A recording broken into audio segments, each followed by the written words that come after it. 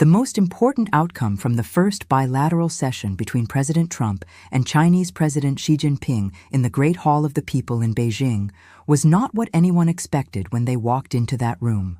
It wasn't the trade breakthroughs. It wasn't the agreement for China to purchase 200 Boeing 737 MAX jets, arguably the most expensive diplomatic handshake in aviation history. It wasn't even the commitment for China to buy 600,000 barrels of American crude oil per day, worth roughly $10 billion per month at current prices. And it wasn't Xi's explicit warning that Taiwan remains his #1 priority, with a clear signal that mishandling it could push both nations toward clashes or even conflict. All of those developments are historic. All of them will reshape bilateral ties for years. But none of them is the sentence that just rewrote the entire strategic architecture of the Iran conflict in a single meeting. Both nations agreed, officially and on the record, in the same room, that Iran can never have a nuclear weapon and that the Strait of Hormuz must be reopened for global energy security. China, Iran's largest oil customer, purchasing approximately 1.6 million barrels of Iranian crude every single day. The country that has provided diplomatic cover for Tehran at the UN Security Council.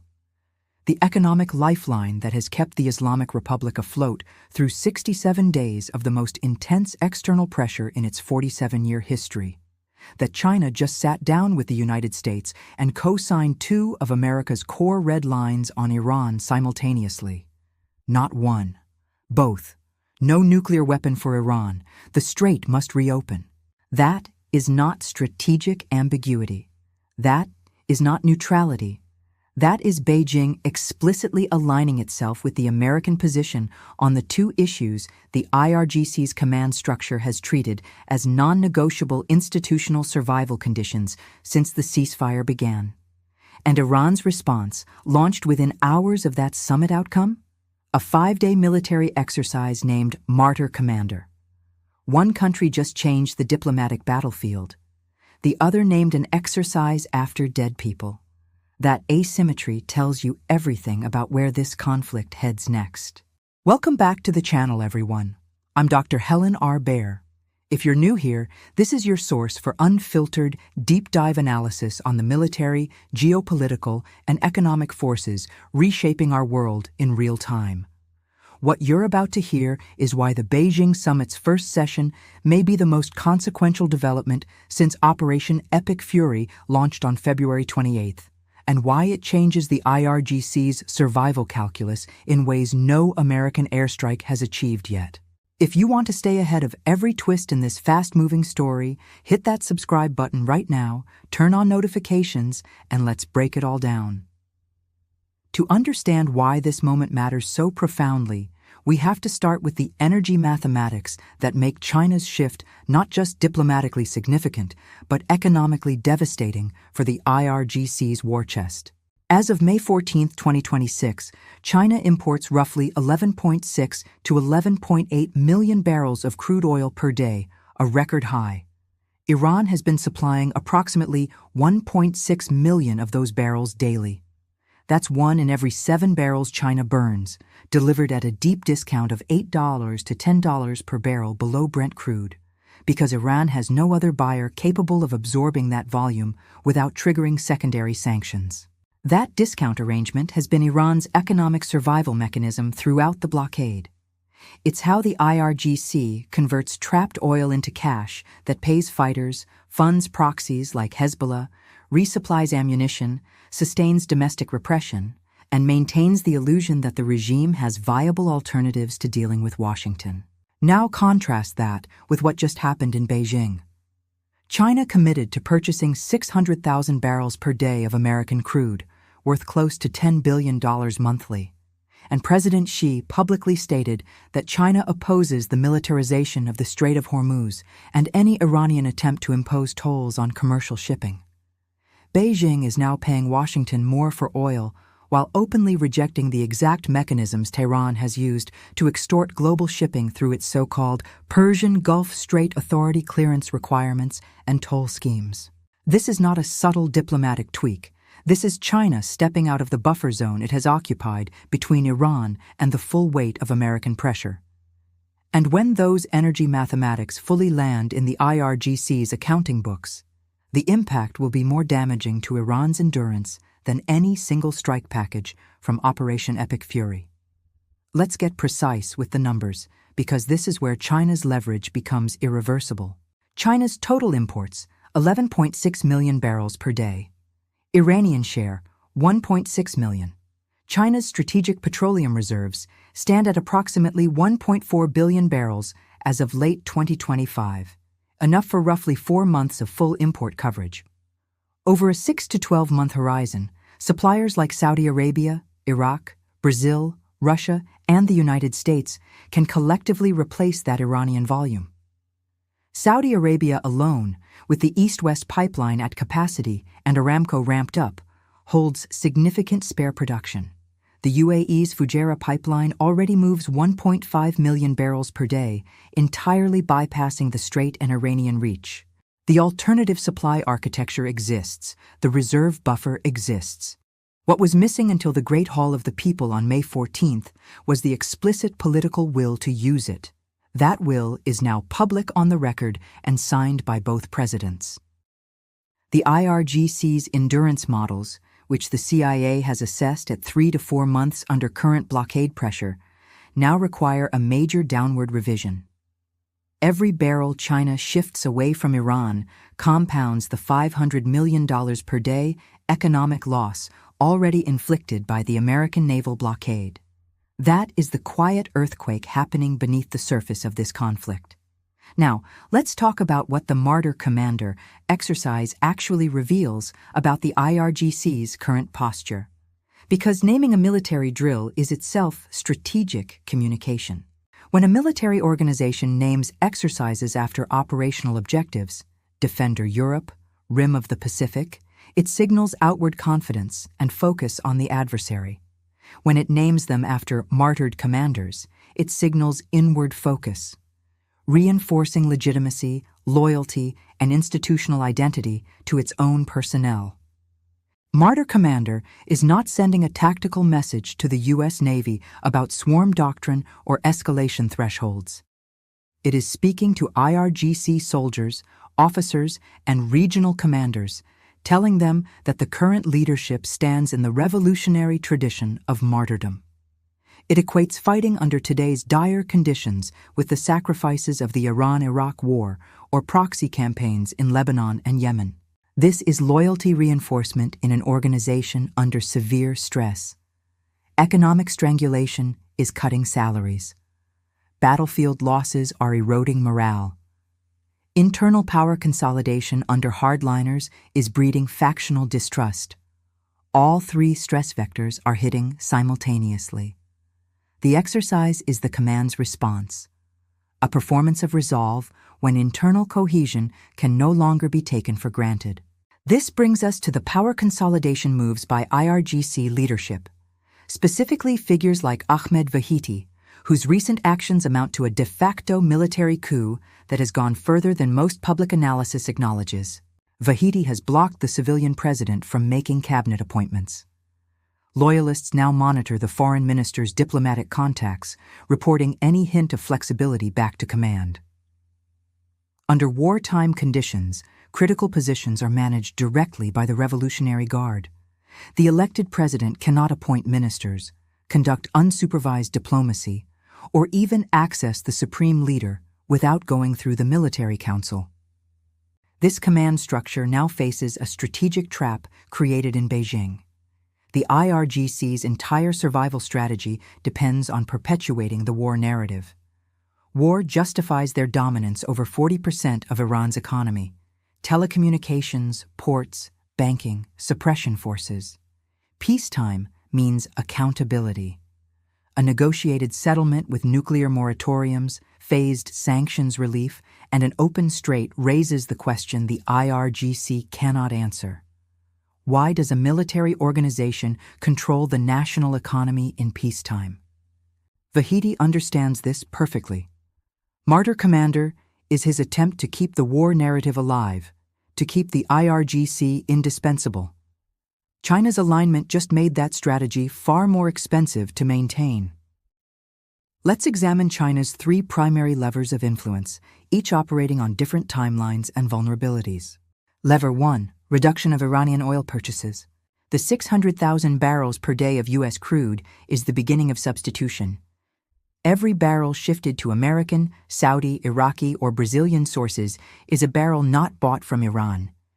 Inertia exists, refinery configurations, long-term contracts, logistics. But the directional signal from a presidential summit is impossible for Chinese state-owned enterprises to ignore. Oil traders and procurement managers are already adjusting models. Combined with the blockade's daily $500 million hit, this compresses Iran's timeline dramatically.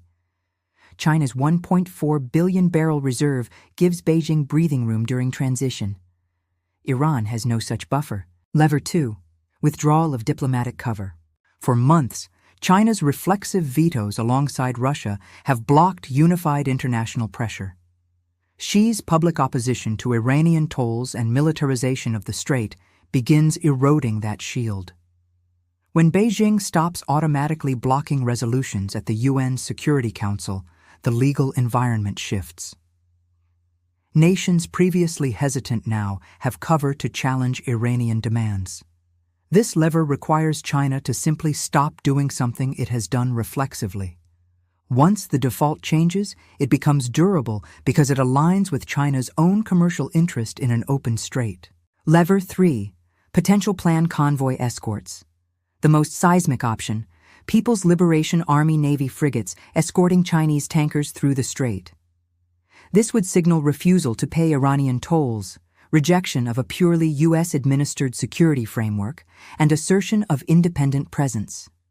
In the context of the summit agreement, it would be joint enforcement of openness rather than confrontation with Washington. Less likely immediately than the first two levers, but the summit has laid the diplomatic foundation. To fully appreciate why these levers matter, we must understand the IRGC's actual maritime doctrine in the Strait, the last card they hold. The IRGC never planned to win conventional naval battles. Their doctrine aims higher. Raise the perceived cost of transit so high that commercial shipping simply refuses to enter, regardless of military outcomes. They don't need to sink carriers. They need to sink insurance rates in London, Singapore, and New York. Fast attack boats emerging from coastal caves and islands, armed with anti-ship missiles, appearing before radar can react. Mines in navigable channels, shore-based anti-ship missiles with 100-mile range, shade drone swarms. The goal is not mass destruction, but enough probability of loss to make underwriters withdraw coverage, rendering voyages commercially impossible. This is what produced the Qatar LNG export halt, the ghost terminals at Karg Island, hundreds of trapped tankers, and multi-year elevated price projections. The coalition's response is calibrated precisely against this economic logic. U.S. F-16s at Prince Sultan, B-1B training sorties, CENTCOM blockade architecture, and notably, France's Tiger attack helicopters. Those Tigers, with 30mm cannons and rocket pods, were tested against Iranian-style heavy UAVs in UAE exercises. They eliminate the cost asymmetry the IRGC relies on, where cheap Shahed drones, 100 Ka each, force expensive missile intercepts. Cannon rounds change the economic equation entirely. The AC-130 gunship deserves special mention. Orbiting in a pylon turn, it can deliver continuous 25mm, 40mm, and 105mm fire against boats emerging from coastal cover. It inverts the IRGC's assumption that emergence from hiding grants momentum and surprise. If Martyr Commander rehearses mass fastboat sorties, AC-130s in loiter orbits over assembly areas are the counter they weren't built to defeat. This military picture is playing out against a broader global backdrop that cannot be ignored. On the night of May 13th into the 14th, Russia launched its largest aerial assault of the Ukraine war, over 1,560 strike drones in coordinated waves, hitting 14 regions simultaneously. Ukrainian President Zelensky explicitly tied the timing to Air Force One's arrival in Beijing, a deliberate message from Putin that Russia can escalate while American attention is focused eastward. Meanwhile, India is preparing to test the AGY-6 ballistic missile with a claimed 10,000-kilometer range and MIRV capability. 1 year after Operation Sindoor, the intense 2025 India-Pakistan air war, this would place India in the elite club of nations with true intercontinental nuclear reach. These developments are not isolated. They are chapters in the same story of rapid global security reorganization. Now, let's synthesize the 3 tracks converging on May 14, 2026. Financial track: China co-signing the no-nuclear red line while committing to U.S. oil purchases is the biggest shift since the blockade began. IRGC war chest models are breaking. The 1.4 billion barrel Chinese reserve allows substitution without Beijing facing energy insecurity. The blockade's compounding losses plus shifting purchases are running out the clock faster than anticipated. Military track: the Martyr Commander exercise is being run by a force whose conventional navy is destroyed, underground missile sites hit, shadow fleet tactics countered, and mosquito fleet of fast attack boats representing the final card. U.S. and allied assets, 53 F-16s at Prince Sultan, B-1Bs, French Tigers, potential AC-130s, are positioned to impose unsustainable costs on any renewed swarm attempts. Diplomatic track: Beijing has endorsed America's core demands, Pakistan's 13,000 troops shielding Saudi Arabia, Gulf states co-authoring UN measures, and internal Iranian tensions between civilian diplomats and IRGC hardliners all point toward isolation of the regime's most intransigent elements. Here is the honest assessment as of May 14th. Every major actor except the IRGC hardliners needs this war to end on terms the IRGC cannot accept. The Iranian people need it to end. They bear the food inflation, blackouts, medicine shortages, and economic collapse from $500 million daily losses. The civilian government needs it to end to regain relevance. China needs it to end to secure energy flows. Gulf states need it to end to free their trapped exports. The global economy needs it to end to avoid years of elevated energy prices. The Trump administration now has multilateral backing for a deal that includes verifiable nuclear dismantlement. The IRGC needs the war to continue because peace means accountability and the end of their de facto governance. China just raised the price of that continuation measurably. The Martyr Commander exercise is the sound of an organization that understands the ground has shifted beneath it and can only respond with noise. History remembers outcomes, not exercise names. The next 30 days will test whether the IRGC can maintain internal control as external pressure intensifies from both Washington and Beijing. Will civilian leaders find space to evaluate the U.S. memorandum seriously? Will hardliners force another escalation that invites higher intensity responses?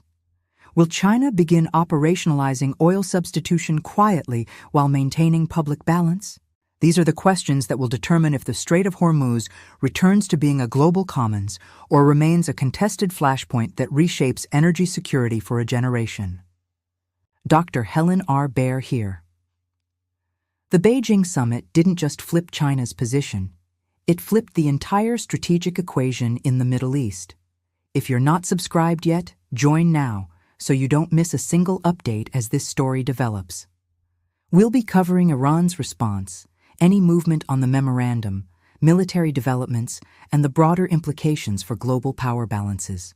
Drop your thoughts in the comments. Can the IRGC survive the loss of Chinese economic and diplomatic cover? Will Martyr Commander lead to real escalation or prove to be hollow signaling? How do you see the energy substitution playing out over the next months? Hit the notification bell. Share this with anyone tracking the Iran situation. The Strait of Hormuz will never be the same, and neither will the regional order if this moment is seized. Thank you for watching. I'll see you in the next update.